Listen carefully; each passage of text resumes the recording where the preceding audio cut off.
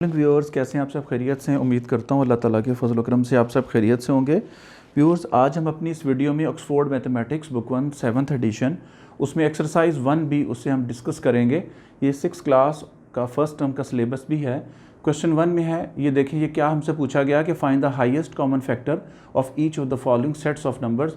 Part 2 है 84 और 156। आपने इसका एच से फाइंड आउट करना है। लेकिन सबसे पहले हम इसमें जो है मेथड उसको फॉलो करते हैं प्राइम फैक्टराइजेशन का। यहाँ मैं लिख रहा हूँ प्राइम फैक्टराइजेशन। ये देखें,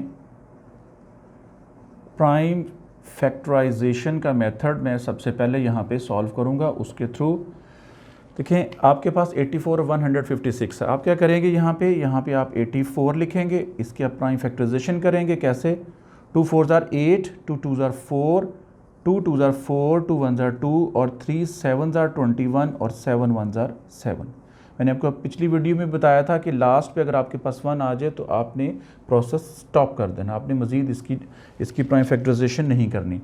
उसके बाद ये देखें 156 है, आप इसकी प्राइम फैक्टराइजेशन करें। 2 7 ज़ार 14, इसमें से एक बचेगा। 2 8 ज़ार 16, उसके बाद 2 3 ज़ार 6, 2 9 ज़ार 18, 3 1 ज़ार 3, 3 3 ज़ार 9 और 13 1 ज़ार 13। यहाँ भी देखें 1 आ गया, आपने प्रोसेस स्टॉप कर देना है। उसके बाद अब देखिए, यहाँ मैं लिख रहा हूँ 84। 84 के सामने मैं इसके प्राइम फैक्टर्स लिखूँगा। 2 इंटू 2 इंटू 3 इंटू 7।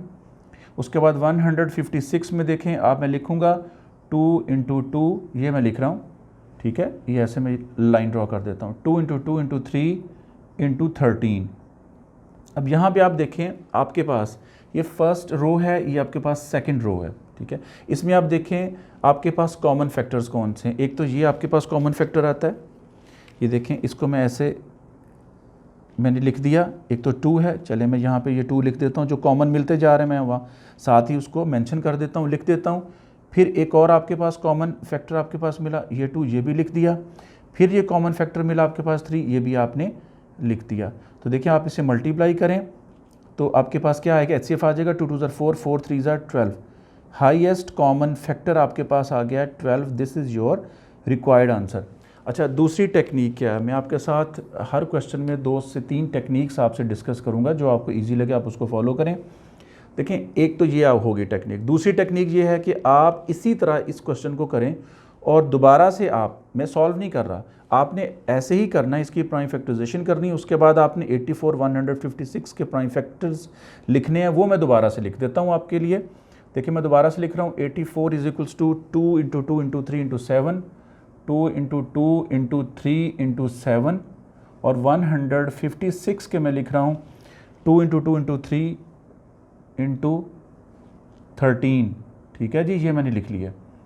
ये इंडेक्स की फॉर्म में मैं इसमें आंसर जो है ना फाइंड आउट करूँगा। देखें, सबसे पहले आप यहाँ देखें फर्स्ट रो में आपके पास 2 इंटू 2 है, तो आपके पास ये देखिए बेसिस सेम है और इनकी पावर है, इंडेक्स जो है वो अंडरस्टूड 1 हुआ करती है, जिसकी ना दी गई हो पावर उसकी 1 हुआ करती है।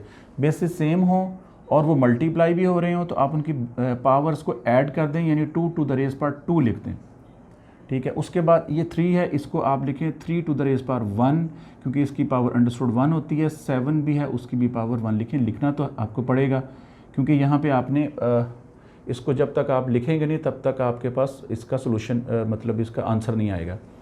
यहाँ भी देखें, ये 2 इंटू 2 है। आपने क्या करना है कि यहाँ भी ये बेसिस सेम है, मल्टीप्लाई हो रही हैं, पावर्स यानी इनकी इंडिसेस जो है वो आपने इनको प्लस कर लेना है।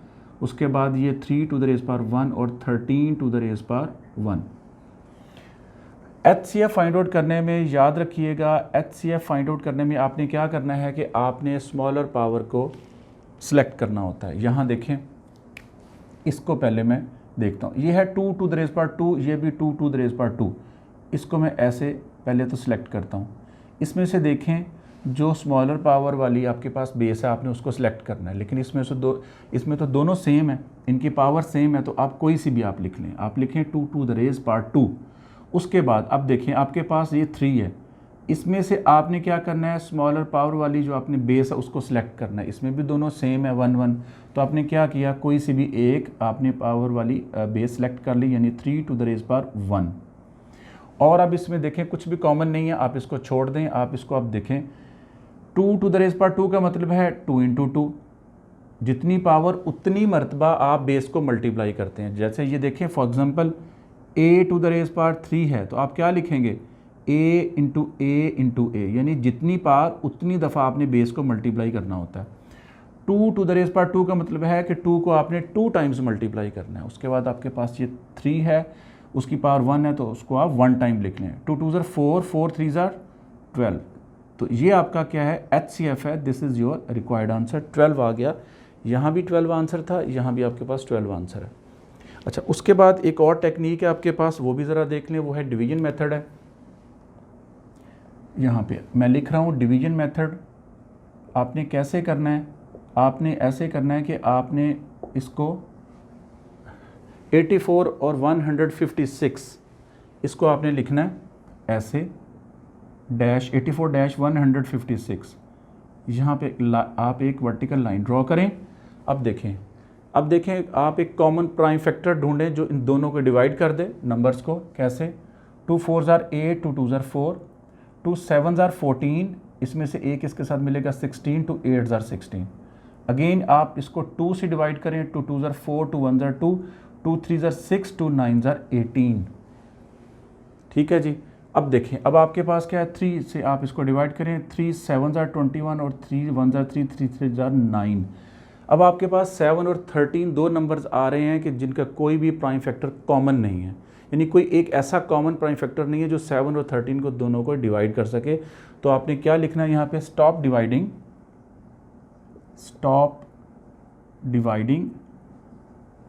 When there are no common prime factor.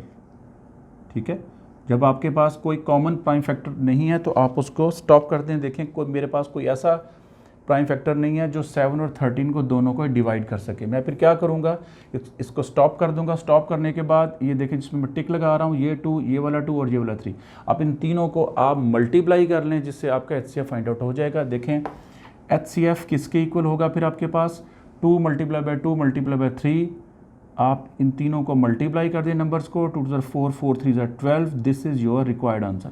देखें यहाँ भी आपके पास जो है वो HCF जो है वो 12 आ रहा है। अच्छा, एक और मेथड है, वो है लॉन्ग डिवीजन का, वो भी आपके साथ शेयर कर लेता हूँ मैं। इसको अरेज कर रहा हूँ मैं। लॉन्ग डिवीजन वाला मेथड है, वो भी बहुत आसान है। मैं चाहता हूँ कि आपको सभी मेथड्स आने चाहिए, जो भी आपको एग्ज़ाम में पूछा जाए वो आप उसका आंसर दे लें। देखिए ये है 84 156। आपने इन दोनों नंबर्स में से जो बड़ा नंबर है वो आपने एज ए डिविडेंड लेना है, और जो छोटा नंबर है एज ए डिवाइज़र आपने लेना है। ठीक है, ऐसे करना है आपने। अब 84 का टेबल पढ़ें, जो कि ज़ुबानी तो नहीं आपको आता होगा, आप उसको मल्टीप्लाई कर करके देखें। मैं यहाँ कर रहा हूँ, 84 को 2 से मल्टीप्लाई किया, 2 4 ज़ार 8, 2 8 ज़ार 16। ये देखिए 168 ये इंक्रीज़ हो जाता है 156 से। तो आप क्या करेंगे, 84 1 ज़ार 84 आप करेंगे। ठीक है, माइनस किया, ये देखें 6 माइनस 4 2 और 15 माइनस 8 7। अच्छा, अब देखें आपके पास ये 72 यहाँ पे एज ए रिमाइंडर है, लेकिन ये आपके पास जो रिमाइंडर है इस डिवाइज़र से छोटा हो गया। जब ये छोटा हो जाए, स्मॉलर है, तो आपने क्या करना है, यानी आप यूँ देखें कि 72 इज़ स्मॉलर दैन 84। जब ये आपके पास रिमाइंडर छोटा आ जाए तो आपने क्या करना है कि 84 जो डिवाइज़र है उसे आपने एज ए डिविडेंड ले लेना है। कैसे लेना है, ये देखिए मैं आपके सामने लिख रहा हूँ, 84 को एज ए डिविडेंड आप लें। अब 72 आपके पास क्या बन गया, ये डिवाइज़र बन गया और ये आपके पास डिविडेंड है। अब 72 का टेबल पढ़ें, 1 टाइम होता है 72 और 2 टाइम्स डेफिनेटली वो इंक्रीज़ कर जाएगा, उसको चेक करने की ज़रूरत भी नहीं है। यहाँ पे आप थोड़ा सा फासला देके यहाँ पे आप लिखें एज ए कोशेंट। ठीक है, 72 1 ज़ार 72, माइनस करें 14 माइनस 2 सॉरी 4 माइनस 2 2 और 8 माइनस 7 1। अच्छा, अब आप देखें यहाँ पे फिर आपके पास रिमाइंडर जो है वो 12 आया, जो कि एज़ कम्पेयर टू 72 वो छोटा है। जब रिमाइंडर छोटा आ जाए, आपने इस डिवाइज़र को, जो कि आपका लास्ट डिवाइज़र ये था, इसको आपने डिविडेंड बना देना है। कैसे, यहाँ पे देखें 72 मैंने लिख दिया। इसको हम लैडर मेथड भी कहते हैं, लॉन्ग डिवीजन भी कहते हैं। अब दोबारा से आप जो है इसका टेबल पढ़ें 12 का।